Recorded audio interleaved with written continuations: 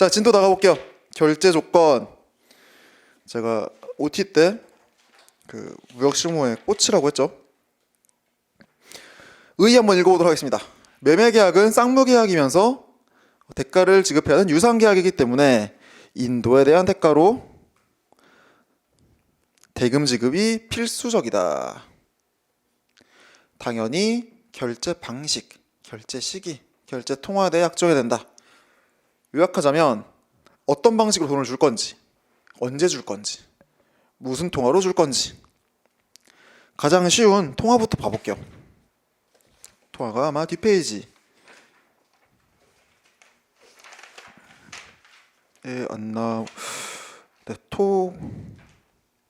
옆에 써봅시다. 5번 옆에 실제 통화 밑에 이거 그냥 들으면서 넘어가도 좋을 것 같아요.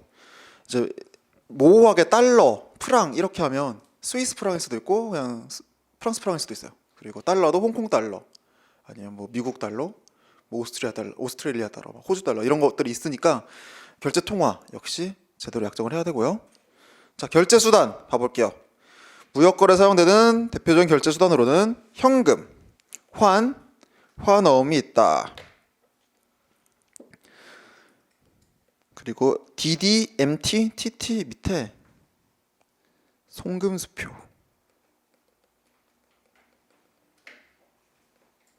우편, 환, 전신환 체크해 주세요.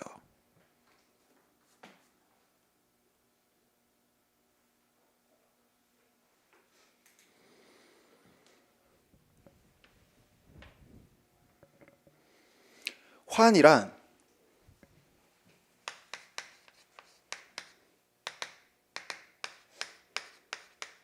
격지자 간의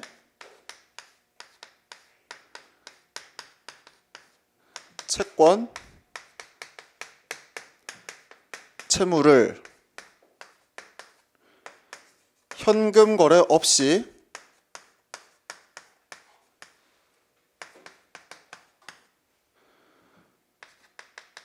제3자에게 위탁함으로써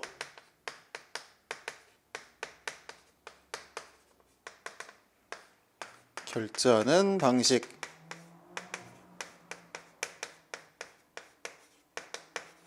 자, 적어봅시다. 청약 이후로 좀 생소한 단어예요, 그렇죠? 환.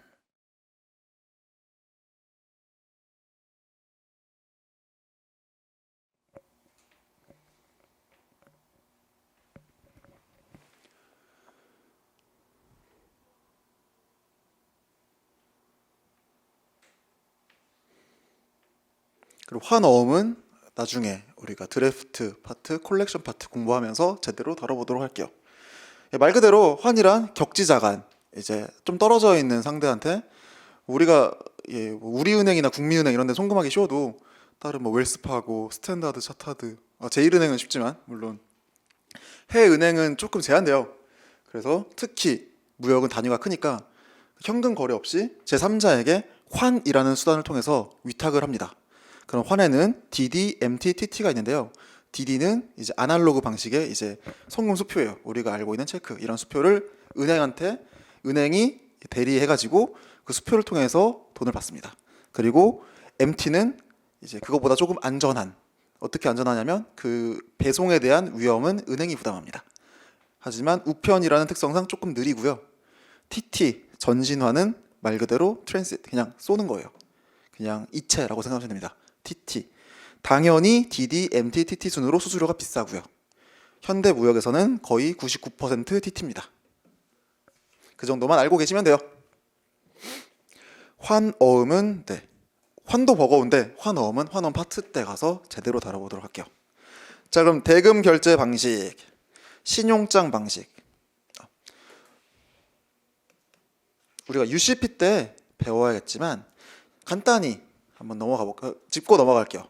신용장이라는 거는 이제 은행이 중간에 이제 껴가지고 보증을 해줘요. 은행이 약속을 합니다. 판매자한테. 이제 너가 이제 구매자한테 물품을 보내잖아. 그러면 너가 보내고 선적 서류, 이제 물건을 실으면 서류를 줄 거 아니에요? 선화증권을 갖고 옵니다. 그럼 그 선화증권을 보고 내가 서류상 일치하는지 보고 맞으면 돈을 줄게, 이거예요.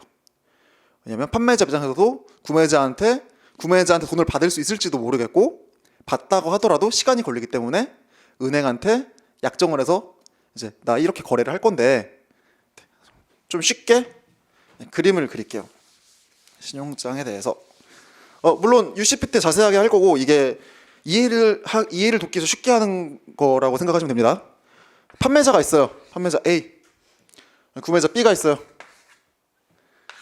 아주 멀리 살아요 이제. 그리고 B는 이제 여기 한국이라고 할게요. 여기는 벨기에 합시다. A랑 B가 거래하고 얘가 판매자고 얘가 구매자예요. 한국 B 입장에서는 돈 주겠다. 이거 우리 채권을 내가 그 어음을 발행해가지고 신한은행이라는 아주 좋은 은행이 있는데 발행해서 줄게. 신한은행 하면 아주 알아줘 라고 하는데, 벨기에 입장에서는 신한은행이 뭔지 몰라요. 믿을 수도 없고 처음 들어봤을 거예요. 믿을 수가 없다. 얘는 무슨 소리냐, 신한은행 하면 한국에서 알아준다. 나는 한국 사람이 아니다 라고 하면 신한은행이 있을 거고. 자, 벨기에 은행이 어떤 건지는 모르지만 브리쉘 은행이라고 할게요. 유명하겠죠, 벨기에에서. 그러면 아마 둘은 알 거예요, 그렇죠? 은행끼리고 둘 다 나라에서 큰 은행이라면. 그럼 A는 한테 의뢰를 해요. 나 여기 국가에 있는 B라는 사람한테 물건을 팔 건데 신한은행에서 보증을 해준다고, 아니면 얘가 이걸 통해서 한다는데 믿을만 하냐? 그러면 오케이, 내가 해줄게. 대신 수수료 한 20% 줘. 수수료가 비싼 편이죠, 보증을 해주니까. 그러면 이제 물건을 보내고 물건을 받고 이제 결제를 하겠죠. 근데 신용장 방식은 이제 제가 말씀드렸다시피 여러 가지 이유, 대표적으로 두 가지만 있다면, 일단 물건 보내고 송금하는데 돈 오래 걸리죠.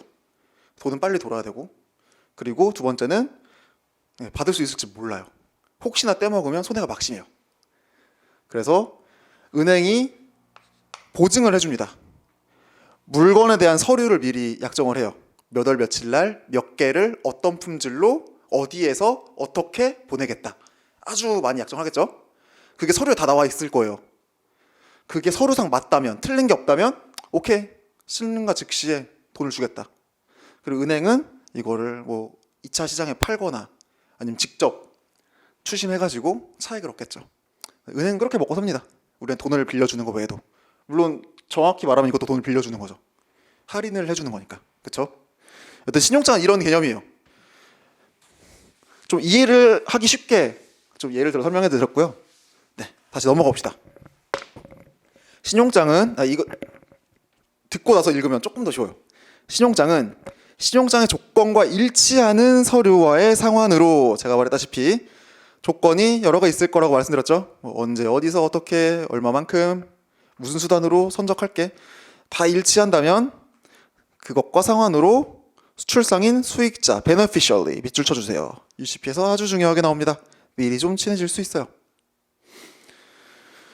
그리고 대금 지급을 약정하는 개설은행, 이슈잉뱅크 아주 중요해요. 이것도 밑줄. 제가 말한 브리쉘 은행이 여기서 이슈잉뱅크입니다. 조건부 지급 확약 증서이다. 이제 이해되죠? 이런 조건을 다 갖춰야지 지급해주겠다라고 했잖아요. 그렇죠? 그래서 신용장은 equal 조건부 지급 확약이다. 이렇게 해도 초반에 여러분들 이해하는 데는 무리가 없을 거예요. 너무 다 가져갈 필요 없어요. 청약과 승낙처럼. 우리가 청약과 승낙이 어려웠다면 이 결제 파트는 환어음, 신용장, 추심, 머리 아픈 단어 너무 많아요. 그래서 우리가 처음 공부를 한다면 조금 이해만 쉽게 하고 살을 넓혀갈 필요가 있습니다. 그래서 불안을 대폭 감소시켜 무역결제에서 중요한 역할을 담당해왔다. 당연히 은행이 돈을 준다고 약속을 하는데, 은행은 신용 등급을 가장 중요시하는 기업이니까 당연히 보증이 되겠죠.